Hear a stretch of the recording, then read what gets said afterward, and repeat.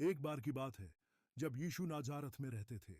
वह अपने अनुयायियों के साथ मिलकर लोगों की मदद करने और उन्हें सिखाने का काम करते थे।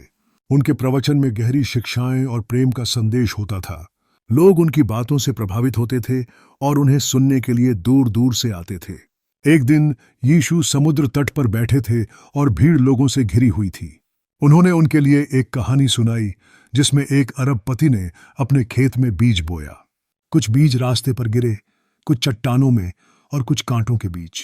केवल वही बीज अच्छे मृदा में उपजे।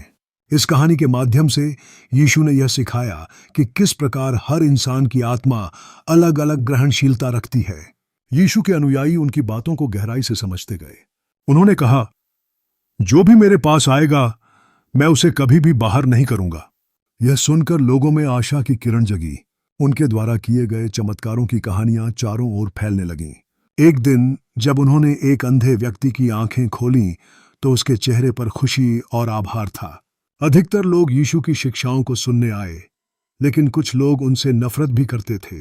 उन्होंने यीशु की बढ़ती लोकप्रियता से जलन महसूस की। एक दिन उन्होंने एक योजना बनाई और उसे गिरफ्तार करने की साजिश रची।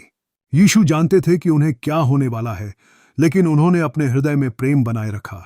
अंतिम रात को उन्होंने अपने शिष्यों के साथ एक भोज मनाया। इस भोज में उन्होंने कहा, यह मेरी देह है जो तुम्हारे लिए दी जाएगी। डैबेडिटोला। उन्होंने अपने शिष्यों को सिखाया कि उन्हें एक दूसरे से प्रेम करना चाहिए। कुछ समय बाद यीशु को क्रूस पर चढ़ाया गया। वह दुख में भी अपने शत्रुओं के लिए प्रार्थना करते रहे।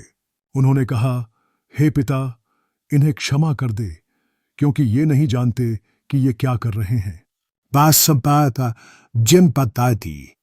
उनके बलिदान के बाद उन्हें पुनर्जीवित किया गया, जिसने मानवता के लिए उम्मीद की एक नई किरण लाई।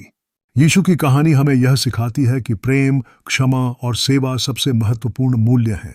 उनके शिक्षाएं आज भी हमारे जीवन में मार्गदर्शन करती हैं। यीशु का उदाहरण हमें प्रेरित करता है कि हम भी दूसरों के प्रति कंपैशनेट बने।